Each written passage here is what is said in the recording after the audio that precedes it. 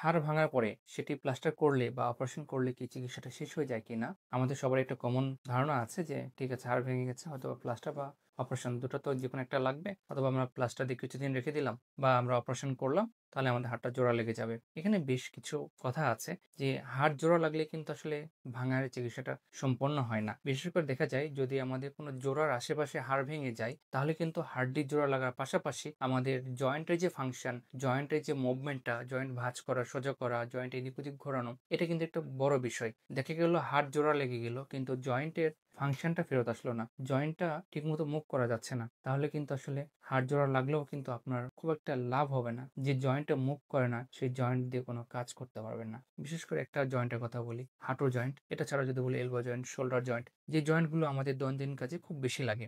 ধরেন এই জয়েন্টের আশেপাশে কোনো হাড় ভেঙে গেল বা জয়েন্টের মধ্যে হাড় ভেঙে গেল, আমরা অপারেশন করলাম বা প্লাস্টার দিলাম, দেওয়ার পর দেখা গেল যে হাড়টা জোড়া লেগে গেল কিন্তু জয়েন্টটা আর নাড়াচাড়া করা যাচ্ছে না, হাত এখন ভাঁজ করা যাচ্ছে না বা হাঁটু ভাঁজ করে নিচে বসা যাচ্ছে না। এটা খুব কমন সমস্যা। যে কোনো ভাঙার পরে বা অপারেশনের পরে আমরা সাধারণত ভাঙা জায়গাটাকে প্লাস্টার দিই বা অপারেশন করে একটা ইমোবিলাইজ করে রাখি, কিছুদিন মুভমেন্ট করতে মানা করি, যাতে যেন ভাঙা জায়গাতে কোনো প্রেশার না পড়ে এবং নতুন হাড় তৈরি হতে পারে। কিন্তু এই বিশ্রামটা বা এই ইমোবিলাইজেশনটা যদি বেশি দিন হয়ে থাকে, তাহলে কিন্তু জয়েন্ট স্টিফনেস ডেভেলপ করে। জয়েন্ট যদি স্টিফ হয় তাহলে কিন্তু আমাদের জয়েন্ট মুভমেন্ট করতে কষ্ট হয়। সেক্ষেত্রে আমরা রোগীদের বলে থাকি অপারেশনের পরে বা প্লাস্টারের পরে যখন আমরা আপনার লিম্বটাকে, আপনার হাত বা পাকে বা জয়েন্টকে আমরা যখন বলবো একটু মুভ করেন, তখন আস্তে আস্তে করে মুভমেন্টটা শুরু করতে হবে। অনেক সময় দেখা যায় প্রথম দিকে মুভমেন্ট করার সময় জয়েন্ট অনেক ব্যথা লাগে, এ সময় কিন্তু রোগীরা অনেক সময় মুভমেন্ট করে না। রোগীরা ব্যথা পাইলে কিন্তু তারা সেই জয়েন্টটা নাড়াতে চায় না। তখন দেখা যায় দীর্ঘদিন ধরে এই জয়েন্টটা না নাড়ানোর ফলে জয়েন্টটা শক্ত হয়ে যায়, তখন সেই জয়েন্টটা ভাঁজ করা যায় না। তাহলে কিন্তু এটা এক ধরনের ভোগান্তি রোগীদের জন্য। কারণ জয়েন্ট যদি একদম স্টিফ হয়ে যায়, সেই জয়েন্টটাকে কিন্তু আগের মতো ফাংশনে ফেরত নিয়ে সেটা কঠিন। এই জন্য আমরা যেটা বলি, জোড়া আশেপাশে যদি হাড় ভাঙা হয়ে থাকে এবং ডাক্তার সাহেব যখন আপনার জয়েন্টটাকে মুভ করতে বলবে ভাঙার পরে, প্রপার চিকিৎসার পরে, তখন কিন্তু আপনাকে রেগুলার জয়েন্টের যে মুভমেন্টটা এটা শুরু করতে হবে। অল্প অল্প করে মুভমেন্ট করতে হবে।